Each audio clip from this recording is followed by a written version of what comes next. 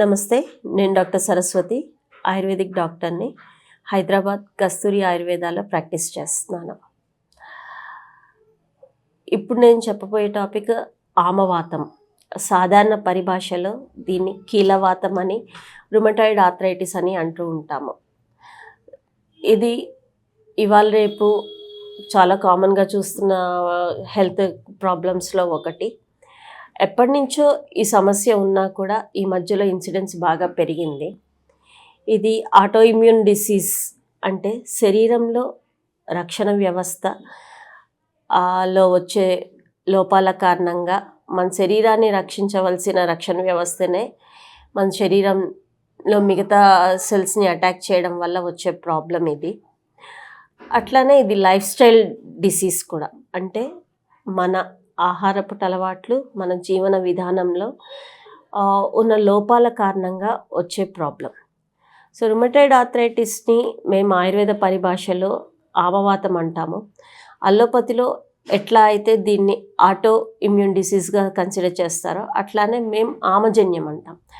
ఆమం అంటే ఏంటి అంటే అపక్వ ఆహార రసం, అంటే మనం తినే ఆహారము సరిగ్గా జీర్ణం అవ్వకపోవడం వల్ల కలిగే వ్యాధి ఇది.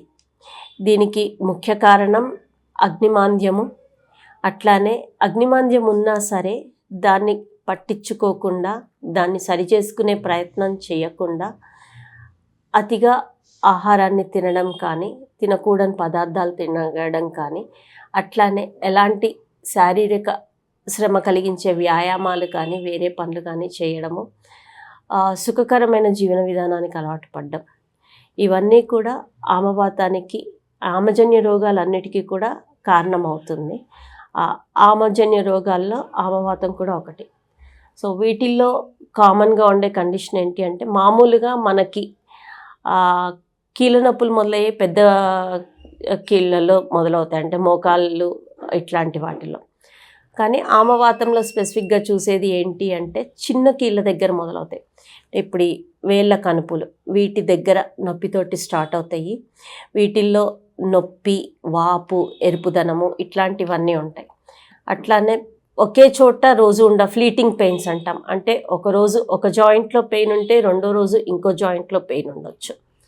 ఆమవాతం స్పెసిఫిక్ ఏంటి అంటే పొద్దున్నే లేవగానే దీంట్లో నొప్పులు అధికంగా ఉంటాయి, కొద్ది ఎక్కువసేపు ఉంటుంది. అట్లానే కాసేపు కూర్చుని లేచిన రెస్టింగ్ పొజిషన్ నుంచి మూమెంట్లోకి వచ్చేటప్పుడు కూడా బాగా పెయిన్ ఉంటుంది. కాసేపు ఏ పని చేయకుండా అలా కూర్చుని ఉన్నాము అంటే కనుక ఆ తర్వాత లేచే టైంకి ఈ పెయిన్స్ అన్నీ కూడా ఎక్కువ ఉంటాయి. అట్లా దీంట్లో నడుము నొప్పి ఇట్లాంటివి అధికంగా ఉండే ఛాన్స్ ఉంటుంది. ఆమవాతం అక్కడక్కడ మీకు లంప్స్ లాగా కూడా అనిపించవచ్చు, ఉబ్బుగా, వాపులాగా. ఈ జాయింట్ స్వెల్లింగ్ అనేది రోజంతా కూడా పర్సిస్టెంట్గా ఉండొచ్చు, కానీ ఎక్కువగా పొద్దున పూట అట్లాంటి రెస్టింగ్ నుంచి లేచిపోయే కాసేపు ఎక్కువ రెస్ట్ తీసుకున్నప్పుడు ఇవి చాలా కామన్గా ఉంటాయి. పెయిన్ సివియరిటీ చాలా ఎక్కువగా ఉంటుంది ఇందులో. వృశ్చిక దంశవత్ వేదన అని చెప్తారంటే తేలు కుడితే ఎలా అయితే నొప్పి ఉంటుందో అలాంటి నొప్పి ఈ ఆమవాతంలో ఉంటుంది. దీనికి ఏం చేయొచ్చు? ఒకటి ఇందాక చెప్పుకున్నట్టు దీనికి మెయిన్ డిఫెక్ట్ వచ్చేసి జీర్ణ వ్యవస్థ సరిగ్గా లేకపోవడం. కాబట్టి లంఘనం అన్నిటికన్నా బెస్ట్. సో మీకు కుదిరినంత వరకు కూడా ఉండగలిగితే ఉపవాసాలు ఫ్రీక్వెంట్గా చేయడము అన్నిటికన్నా తొందరగా దీని నుంచి రిలీఫ్ ఇస్తుంది. అలా చేయలేనప్పుడు తేలిగ్గా జీర్ణమయ్యే ఆహారం. సో ఆమవాతం ఉన్న వాళ్ళు కూడా high calorie foods, processed foods ఇట్లాంటివన్నీ మానేసేయాలి. పెరుగు, పాలు, స్వీట్స్, నాన్ వెజ్ ఇట్లాంటి వాటికి దూరంగా ఉండాలి. జీర్ణం అవ్వడానికి టైం తీసుకునేవి, తేలిగ్గా జీర్ణం అవ్వనివి అన్నీ కూడా దూరం పెట్టాలి. దాంతోపాటే ఆమవాతానికి బెస్ట్ ఏంటి అంటే ఒకటి శొంఠి. సో శొంఠి నీళ్ళు, కొద్ది శొంఠి ముక్కని నీళ్ళల్లో మరిగించుకొని ఆ నీళ్ళు తాగుతూ ఉండడం హెల్ప్ చేస్తుంది. అల్లాన్ని కూడా వీలైనంత వరకు మీరు తినే కూరల్లో అన్నిట్లోనూ కూడా యాడ్ చేసుకోవడం మంచిది. మిల్లెట్స్ లాంటివి తినొచ్చు, అది దీంట్లో మంచివే. కానీ అది ఎప్పుడు అంటే ముందు మీ అగ్నిమాంద్యం కొద్దిగా దారిలో పడి మీకు ఆకలి సక్రమంగా వేస్తుంటే, అప్పటిదాకా మిల్లెట్స్ లాంటివి మంచివని చెప్పని ఎవరన్నా చెప్పినా కూడా ఇండైజెషన్ ఉన్నప్పుడు అలాంటి వాటికి దూరంగా ఉండండి.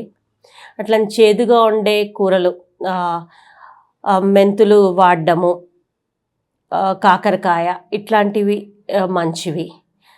బుడంకాయలు అంటాము, బుడంకాయలు కూడా దీనికి మంచివే. ములక్కాడలు కూడా, మునగాకు పప్పు ఇట్లాంటివి కూడా ఫ్రీక్వెంట్గా తీసుకోవచ్చు. వీటితో పాటు ఆమవాతం ఉన్న వాళ్ళకి అన్నిటికన్నా కూడా ఆముదం మంచిది. కాబట్టి ఆముదం తాగగలిగితే రోజు రాత్రి పడుకునే ముందు కానీ, లేదా పొద్దున్నే లేవగానే 6 గంటల కన్నా ముందు కానీ ఒక 15 to 20 ml ఆముదం, వంట ఆముదం మాత్రమే తీసుకోవాలి. దీనికి మామూలుగా కాస్మెటిక్ స్టోర్స్లో దొరికేది అది పనికిరాదు. వంట ఆముదము ఒక 20 ml దాకా పొద్దున్నే పరగడుపును కానీ 6 గంటల లోపు లేదా రాత్రి పడుకునే ముందు కానీ తీసుకోవడం ఆమవాతానికి చాలా వరకు హెల్ప్ చేస్తుంది. అట్లానే మేము యూజువల్గా ఉపవాసం పూర్తిగా చేయలేని వాళ్ళకి పాచనౌషధాలను ఇస్తాం. అంటే వాళ్ళలో జీర్ణశక్తి మెరుగుపరచడానికి చేసేవి. వాటితో పాటు ఇంకోటి, దీనికి ఎలాంటి నూనెతోటి మసాజ్ చేసుకున్నా కూడా నొప్పి ఎక్కువయ్యే ఛాన్స్ ఉంటుంది. కాబట్టి నూనె వాడి మసాజ్ చేసుకున్న దానికన్నా కూడా కాపడం పెట్టుకోవడం చాలా వరకు రిలీఫ్ ఇస్తుంది. స్టీమ్ తీసుకోవడము, వేడివేడి దాంతో కాపడం పెట్టుకోవడము, వేడి నీళ్ళు కానీ లేదా ఒక మూటలో కొద్దిగా కల్లుప్పు వేసి కానీ లేదా ఇసుక కానీ మూట కట్టేసి దాన్ని కొద్ది పెనం మీద పెట్టి వేడి చేయండి. అది వేడయ్యాక దాంతో ఈ వాపులు ఉన్న చోట కనుక మీరు కాపడం పెట్టుకుంటూ ఉంటే ఇమీడియట్ రిలీఫ్కి అది చాలా బాగా పనిచేస్తుంది. అట్లానే కొన్ని రకాల వస్తు చికిత్సలు చేస్తాం మేము ఆమవాతంలో. అవి తీసుకున్నా కూడా మీకు లాంగ్ టర్మ్ రిలీఫ్ సాధ్యం ఆమవాతంలో. ఆమవాతము లైఫ్ లాంగ్ ఇబ్బంది పెట్టే వ్యాధి అయినా సరే మీరు గనక ఇనీషియల్ స్టేజెస్లోనే మీ దగ్గరలో ఎవరన్నా మంచి ఆయుర్వేద వైద్యుల్ని సంప్రదించి ట్రీట్మెంట్ కనుక తీసుకుంటే, ఆహారపు అలవాట్లలో మార్పులు చేసుకోవడంతో పాటు సరైన ట్రీట్మెంట్ కనుక తీసుకుంటే దీని నుంచి పూర్తి ఉపశమనం మీకు సాధ్యమవుతుంది.